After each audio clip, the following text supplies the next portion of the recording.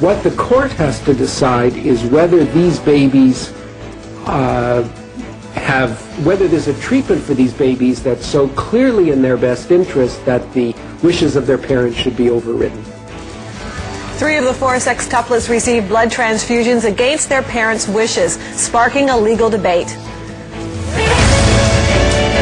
From CTV News, this is Canada AM with Beverly Thompson and Seamus O'Regan. Good morning. That was an ethicist from the University of Manitoba. He says the debate comes down to what is in the best interest of the children. He says that is why the BC government stepped in. Well, blood transfusions go against the religious beliefs of their parents. They're Jehovah's Witnesses. With the latest, we're joined from Vancouver by CTV's Todd Battis. Todd, first of all, how are the children doing? Well, at this point, Seamus, we know that they're back in the hospital and they're back in the care of their parents. Very little from the outset of this case has there been any information given to the public, to the media about the condition of the kids, and that remains.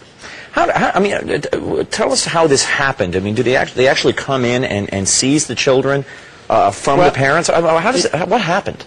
Yeah, well, I can tell you first off that the government won't talk about specifics in this case, so what we get from them are generalities. Here's generally what the province will do. This is what's happened in the past.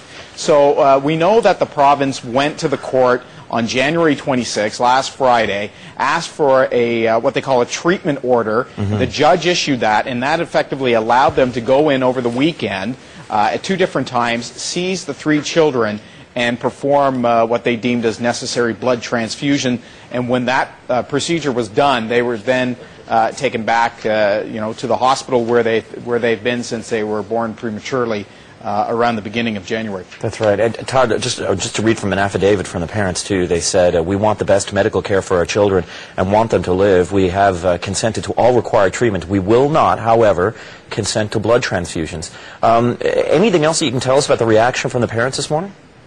Well, we've been talking to their lawyer, Shane Brady, who has took that application, that affidavit rather, and took it to court, and the family will be in court likely in February. You know, he said that the family is, he made a point of this when I spoke to him. He said the parents are not quarreling with the doctors or nurses, that their argument at this point is with the provincial government for seizing them. They said they spoke to doctors and healthcare providers to seek alternative treatments that are very much within the medical mainstream but don't include blood transfusions.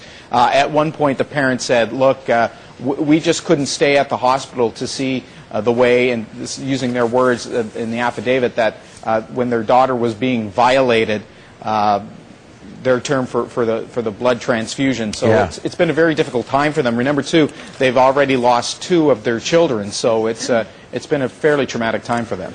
Yeah, indeed. Thanks very much, Todd. Appreciate the update. You bet. And we're going to be talking to a medical ethicist later on in just a few minutes, actually, get more of an idea of what's at stake here, the lives of children versus freedom of religion.